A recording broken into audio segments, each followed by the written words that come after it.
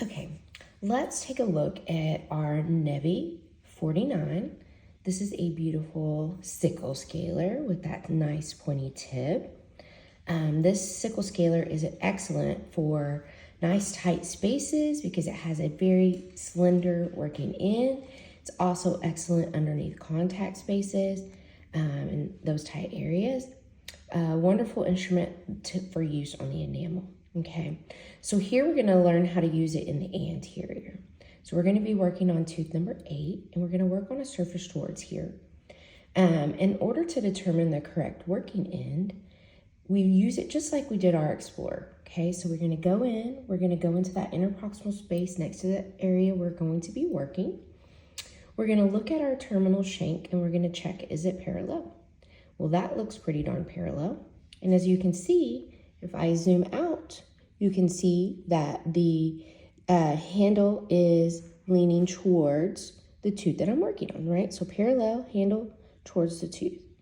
If I use the wrong working end, you can see either I will be crossing if I don't try to parallel, which is the wrong working end, or if I do try to parallel, my handle comes way out towards the tooth next to it, tooth number 7. So we know that's the wrong working end. So let's go back with our correct working end, and I'll zoom in here, and then we'll begin our debridement strokes starting at the midline. Okay, so again, remember keeping that 1 to 2 millimeters adapted on the working end. That's the area we will be using on this instrument. We don't want to use too much blade. Okay, so nice up on that nice 1 to 2 millimeters. And then we also need to make sure that we're closing the blade. So we don't want to have the face of our blade really looking up at us. We need to be able to close it so we can get nice adaptation and a good cutting stroke. Okay, so getting our tip in place at the midline, handle towards the facial where you're working, and then rocking on your fulcrum, you'll get nice debridement strokes here.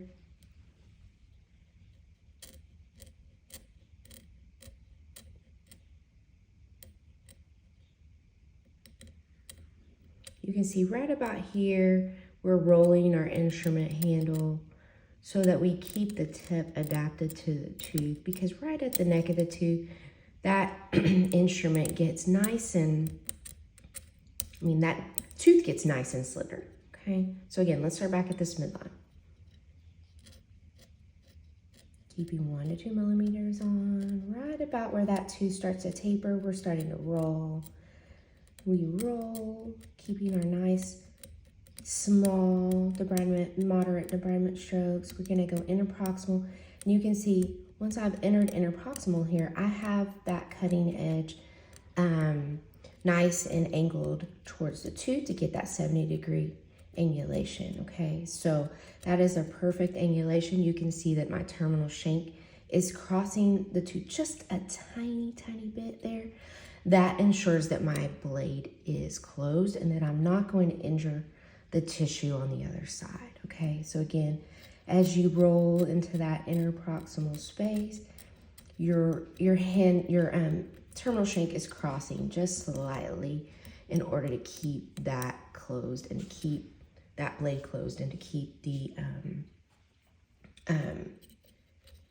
cutting edge adapted, okay? So again, that's a surface toward. To do surface away, you would flip ends and do the exact same procedure with the tip always heading in the direction that you're working on, okay? So if we were to go away, my tip would go in that direction, okay?